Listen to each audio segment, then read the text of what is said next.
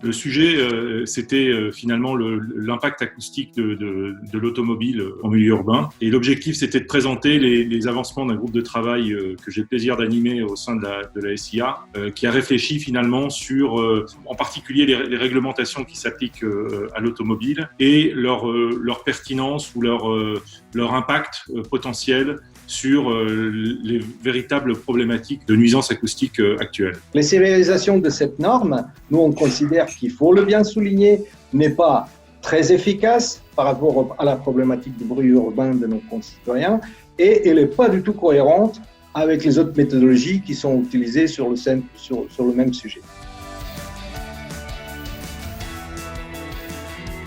Le bruit extérieur de voiture, fameuse R5103, se sévérise en 3 axes principaux. Un premier, c'est les niveaux sonores acceptés. Donc, il y a 5 ans, ce niveau, il était 74 dBA. Aujourd'hui, il est 70 dBA. Et d'ici 4 ans, il sera 68 dBA ou plus petit. Donc, nous considérons que c'est vraiment un effort qui était imposé à l'automobile, qui est très, très, très importante. Et nous posons la question de son utilité dans le bruit urbain. Deuxième axe, c'est effectivement l'utilisation d'une nouvelle procédure qui s'appelle Real Drive AZ, qui devrait couvrir toutes les autres conditions d'utilisation, autres que celles de 50 km/h, qui étaient considérées jusqu'à maintenant comme principale problématique de bruit urbain. Et troisième axe, c'est surveillance de marché. Donc, depuis cette année, tous les États membres de la Communauté européenne, ils doivent surveiller le bruit et remesurer le bruit de voitures qui sont sur le marché.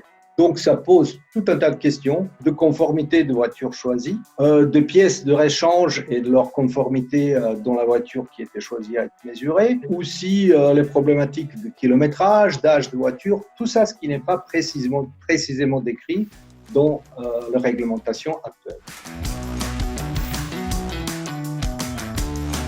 Le Noisegate fait appel dans l'automobile à ce qui s'est passé avec le Dieselgate, évidemment, c'est-à-dire une situation dans laquelle tous les constructeurs ont fait les efforts nécessaires pour être conformes aux réglementations en vigueur, et pour autant, vous et moi, les citoyens, quand on se promène dans une ville, on est toujours à peu près soumis au même champ acoustique, à la même nuisance sonore. La perception dans la réalité de tout le travail qui a été fait est nulle.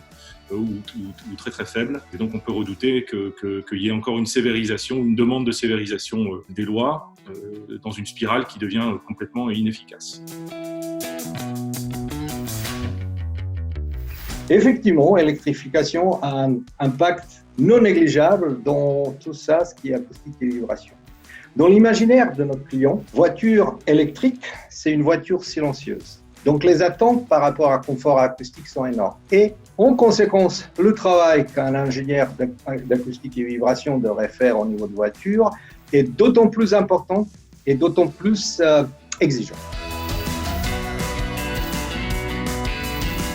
Je pense qu'il va falloir imaginer toute une nouvelle acoustique pour la voiture qui est électrique, connectée et autonome. En ce qui concerne les niveaux de bruit acceptables, mais aussi les conditions d'utilisation qui créent les problématiques, qui sont différentes dans une telle voiture que dans une voiture qu'on avait utilisée jusqu'à maintenant. Il y a évidemment une grosse intensité de travail sur la partie réglementaire, pour des raisons de sévérisation de niveau et pour des raisons de market surveillance qui est en train d'arriver en Europe.